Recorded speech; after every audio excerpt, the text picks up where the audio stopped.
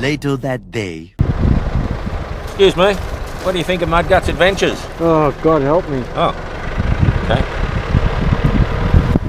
Tune into Mudgut's adventures and see yourself. Morgan's Lookout gets its name from one of the most bloodthirsty bushrangers of the 1800s. Dan Morgan was in this area, causing havoc for both farmers and the police. He is said to have used this ridgeline as a vantage point to spot approaching authorities, with the cuttings in the rocks providing excellent shelter. Originating from Appin in New South Wales, Dan Morgan was actually born with the name John Fuller, an illegitimate son of Mary Owen and George Fuller. Adopted out as a child, he attended Catholic school at Campbelltown. In 1847, aged 14, he left Campbelltown and found employment on a station on the Murrumbidgee River as a stock rider, where he worked for 7 years. Although he was suspected of stock theft from the late 1840s, his known criminal record began when, under the name John Smith, he was sentenced to 12 years hard labour for highway robbery at Castlemaine, Victoria, on June 10, 1854. In June 1860, he was released from the prison ship Success on a ticket of leave for good behaviour. However, he failed to report to police in the Ovens district. He was not heard of again until 1863, when he became known as Dan Morgan, the bushranger, using many aliases including Mad Dog Morgan.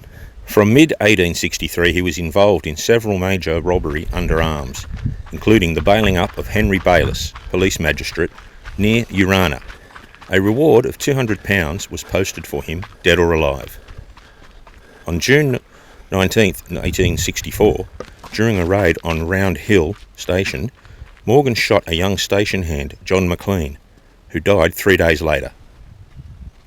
On June 24, Morgan approached two mounted troopers. He shot and killed Sergeant David McGinnity near Tumbarumba, whilst Trooper Churchley managed to escape, and the reward now reached £1,000.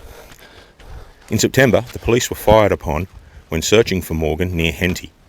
Sergeant Smythe died of gunshot wounds. Morgan frequently targeted the region's squatters, especially those who were believed to be hardmasters, and delighted in humiliating them. During the raids, he insisted that employees be fed and given drink. At Burrumbottock, the owner, Thomas Gibson, was forced to write cheques for his employees, totalling some £400. Erratic, Morgan was often nervous, and his moods could swing rapidly from almost courtly treatment of prisoners to threats, rage and violence. Hence his nickname, Mad Dan.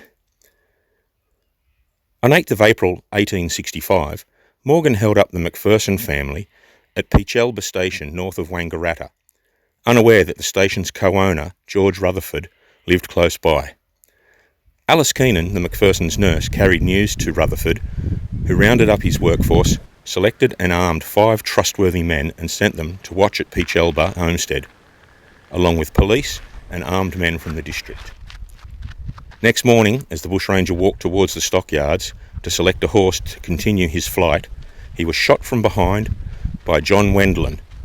Morgan died at approximately 1:45 p.m. on 9th of April 1865. Locks were cut from his hair and his body was publicly displayed at Wangaratta. He was buried on 14th of April 1865 in Wangaratta Cemetery. Geologists have described this conglomerate white granite formation as being the centre core of an extinct volcano.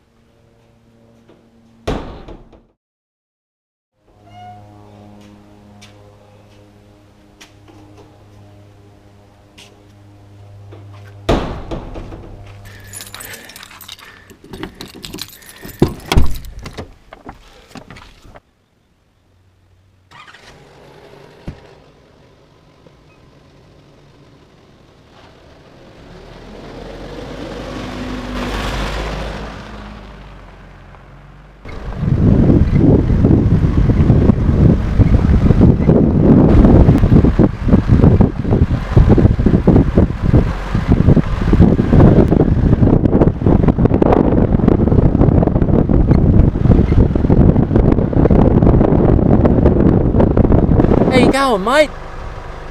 Been a while since I've seen you. Now that you've watched a few episodes, what do you think of Mudgut's Adventures as a YouTube channel? For fuck's sake. Bit of a disappointment. Well, you get what you pay for.